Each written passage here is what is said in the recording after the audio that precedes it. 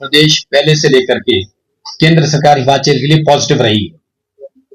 अलग अलग मदों में पैसे देने के लिए, चाहे वो डिजास्टर के समय में पैसे देने थे, चाहे वो रोड इंफ्रास्ट्रक्चर को देने थे।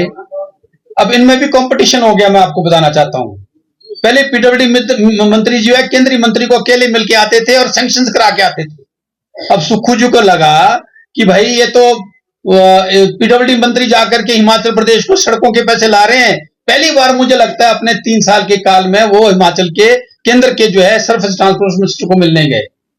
अगर वो बात सर्वदलीय की करते हैं, अच्छा ये होता है कि वो यहाँ के हमारे लीडर ऑफ अपोजिशन बीजेपी के प्रदेश के नेताओं और सांसदों की भी बैठक बुलाते और उनको बोलते कि हम कलेक्टिवली जाएंगे। क्या उन्होंने आज तक इस तरह का इनिशिएटिव लिया?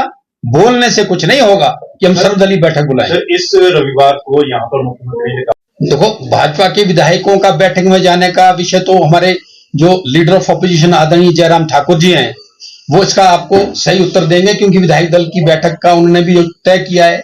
लेकिन हमको जानकारी मिल रही है कि स्पेशल सेशन बुलाने की बात हो रही है। अरे भैया, जब आपने चेयरमैन बनाने हैं, जब आपने नाटियां लगानी है, तब नहीं आपको चिंता याद आती? और जो आरजीडी की बात है वो तो नेशनल लेवल पे बीजेपी के 80% स्टेट्स भी ऐसे हैं। कोई हिमाचल के लिए थोड़ी नहीं लागू हुआ। कोई प्रोटोकॉल है, 5 वर्षीय योजना थी, उसको सकारात्मक करके जब वो क्लोज होगी तो आगे नई योजना आएगी। आप थोड़ा प्रतीक्षा तो कर लें।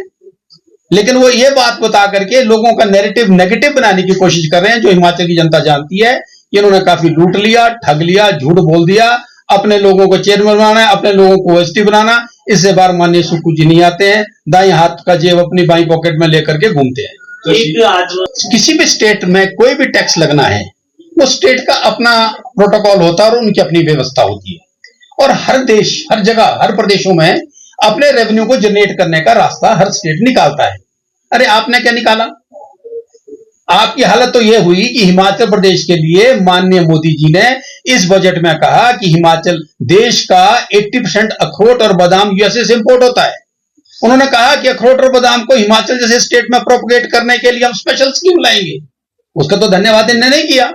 उन्होंने कहा कि हिमाचल प्रदेश से रेवेन्यू किस चीज से आ सकता है? टूरिज्म से और ट्रैकिंग से आ सकता है। उन्होंने कहा कि हिमाचल के लिए हम टूरिज्म और ट्रैकिंग के लिए अलग से इंफ्रास्ट्रक्चर खड़ा करने के लिए फंडिंग करेंगे और प्रोजेक्ट्स बनाएंगे।